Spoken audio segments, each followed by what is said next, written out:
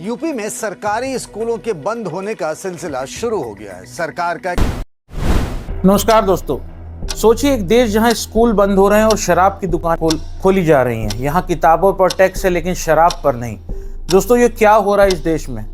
बच्चों के भविष्य को ताला लग रहा है और नशे को सरकारी मंजूरी मिल रही है। क्या यही है नए भारत की तस्वीर? दोस्तों, अगर बात करें तो पिछले 10 वर्षों में देश भर में करीब 1.5 लाख से ज्यादा सरकारी स्कूल बंद किए जा चुके हैं। अकेले 2023-24 की अगर बात करें तो 20,000 से ज्यादा स्कूल बंद किए गए हैं।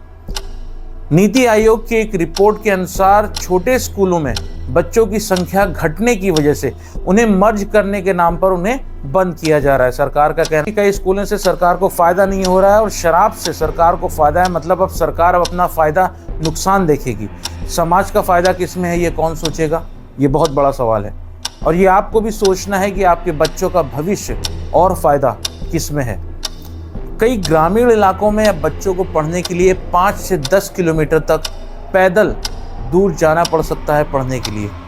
लड़कियों की शिक्षा पर इसका बुरा असर पड़ सकता है। अभिभावकों ने बताया कि स्कूल बंद होने से बच्चे पढ़ाई छोड़ खेती या मजदूरी में लग सकते हैं, यानी कि जा सकते हैं जब उनके पास कोई ऑप्शन नहीं होगा। यहाँ पर एक दो पेरेंट्स आए जो बहुत अच्छे जागरूक पेरेंट्स हैं।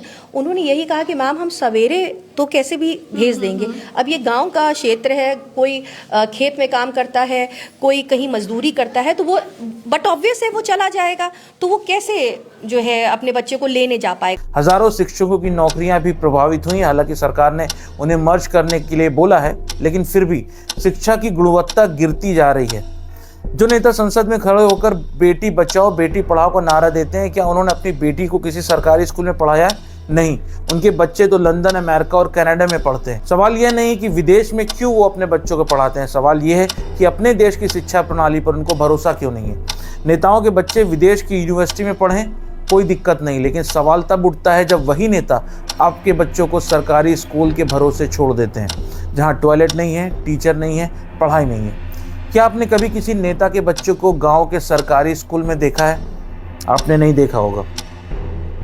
अगर नहीं तो समझ लीजिए कि जिस शिक्षा प्रणाली को वो आपके लिए बना रहे हैं उसमें उन्हें भरोसा नहीं है। देश में हर साल करीब 12% की दर से शराब की बिक्री बढ़ रही है। 2022-23 में सिर्फ शराब से सरकार को करीब 2.5 लाख करोड़ रुपए का राजस्व मिला। बिहार, गुजरात जैसे कुछ राज्यों को अगर छोड़ दें तो बाकी राज्यों में शराब की दुकानें हर 2 किलोमीटर पर उपलब्ध है। शराब से मिलने वाला टैक्स राज्यों के लिए सबसे बड़ा रेवेन्यू सोर्स बन चुका है। शराब पर कोई जीएसटी नहीं है, ये पूरी तरह से राज्य सरकार का टैक्स होता है, यानी उन्हें पूरा मुनाफा होता है। इसके उलट स्कूल घाटे का सौदा बन गए हैं, सरकार का खर्च बढ़ा है। भारत में अगर कोई प्राइवेट संस्थान कोचिंग चलाता है या देता है या कंप्यूटर कोर्स कराता है तो उस पर 18% तक जीएसटी लग सकता है। शिक्षा से जुड़ी बहुत सी सामग्री जैसे stationery, school bag, pen, printer, इन सब पर 5 से 18% तक जीएसटी लागू हो सकता है। क्यों शराब को जीएसटी के दायरे से बाहर रखा गया है? क्यों शराब को जीएसटी के दायरे से बाहर रखा गया है? ये एक बहुत बड़ा सवाल। ये पूरी तरह से राज्य सरकारों के अधीन है और उन्हें इससे बड़ा मुनाफा होता है, इसलिए इसे टैक्स फ्री रखा गया। लेकिन शिक्षा को टैक्स के बोझ तले दबा दिया गया और नारा क्या है? पढ़ेगा भारत तो बढ़ेगा भारत। क्या ऐसे ही पढ़ेगा भारत? स्कूल बंद होने से छात्राओं की शिक्षा छूटेगी?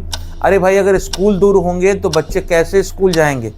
बाल मजदूरी बढ़ेगी। अगर बच्चे स्कूल नहीं जाएंगे तो वो काम तो करेंगे ही। पढ़ाई से कट चुके बच्चे अपराध या नशे की ओर भी झुक सकते हैं। शराब की आसान उपलब्धता से घरेलू हिंसा के मामले बढ़ेंगे। एनसीआरबी के मुताबिक हर 3 में से 1 घरेलू हिंसा का कारण शराब है। गरीब परिवारों की कमाई का बड़ा हिस्सा शराब में चला जाता है। बच्चों की पढ़ाई की फीस चुकाना मुश्किल हो जाता है। केंद्र और राज्य सरकारें दोनों इस दोहरी नीति की जिम्मेदार हैं। जिस देश में बेटी बचाओ बेटी पढ़ाओ नारा दिया जाता है, वहां बेटियों के स्कूल बंद हो रहे हैं। जिस देश में युवाओं को अमृतकाल की उम्मीद दी जा रही है, वहां उनकी शिक्षा पर टैक्स, नशे पर कोई टैक्स नहीं। क्या होना चाहिए ये आपको बता देता हूं। सबसे पहला तो शिक्षा को पूरी तरह से टैक्स फ्री किया जाए।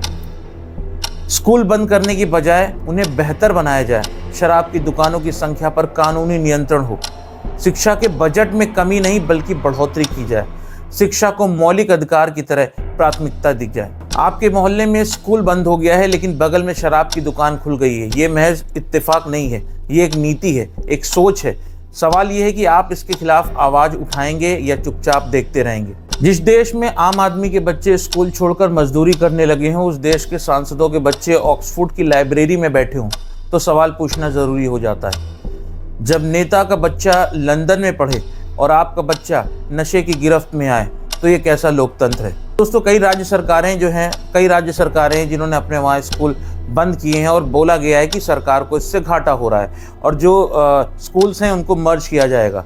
लेकिन ये कोई सलूशन मेरे हिसाब से नहीं हो सकता। सलूशन ये हो सकता है कि हम उस स्कूलों की गुणवत्ता को और अच्छी करें, ताकि पेरेंट्स पर प्राइवेट स्कूल में जाने का बोझ ना हो, क्योंकि प्राइवेट स्कूल अपनी मनमानी फीस ना ले। तो दोस्तों, अगर आप चाहते हैं कि शिक्षा को प्राथमिकता दी जाए तो इस वीडियो को शेयर करें, कमेंट में लिखें, अपने क्षेत्र के नेता से सवाल पूछिए कि कितने स्कूल खोले और कितनी शराब की दुकानें उसके क्षेत्र में खुली। दोस्तों, ये था आज का वीडियो। आशा करता हूँ आज का वीडियो आपको पसंद आया होगा।